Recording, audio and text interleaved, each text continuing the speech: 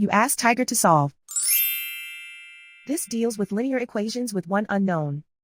The final result is x equals 39 over 8. Let's solve it step by step. Simplify the expression.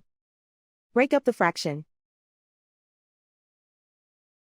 Find the greatest common factor of the numerator and denominator. Factor out and cancel the greatest common factor. Group all constants on the right side of the equation. Add 1 to both sides. Simplify the arithmetic. Convert the integer into a fraction. Combine the fractions. Combine the numerators. Isolate the x. Multiply both sides by 3. Group like terms. Multiply the coefficients. Simplify the fraction.